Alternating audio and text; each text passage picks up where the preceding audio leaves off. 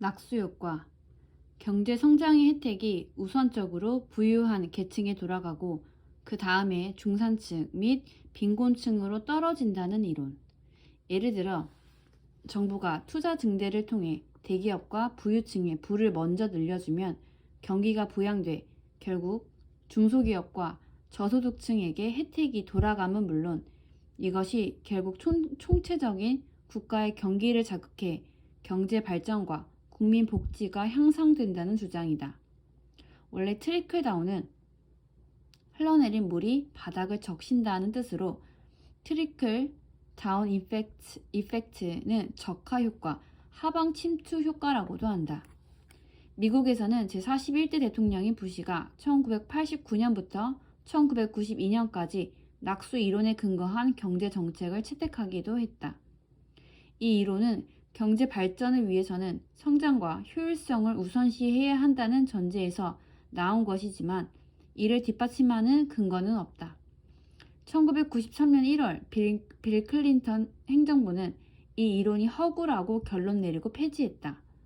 또한 IMF도 2015년 5월 낙수효과 이론은 완전히 틀린 이론이라며 이 이론을 폐기했다.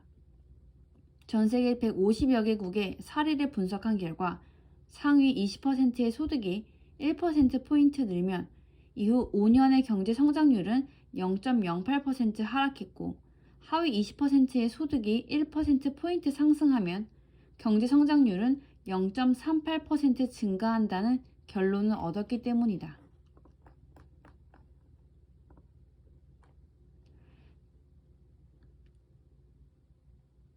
대기업의 성장을 촉진하면 덩달아 중소기업과 소비자에게도 혜택이 돌아가 총체적으로 경기를 활성화시키게 된다는 경제이론. 트리클 다운 정책, 트리클 다운 이론이라고도 한다.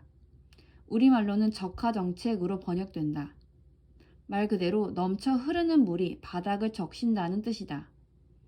미국의 제41대 대통령 부시가 재임 중이던 1989년부터 1992년까지 채택한 경제정책이다.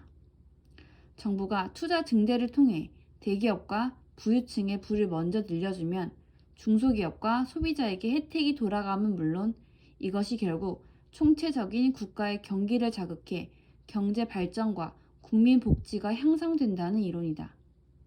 레이건 행정부가 공급 측면 위주로 추진한 경제 정책인 레이거노믹스의 본체였으나 1993년 1월 클린턴 행정부가 들어서면서 폐지되었다.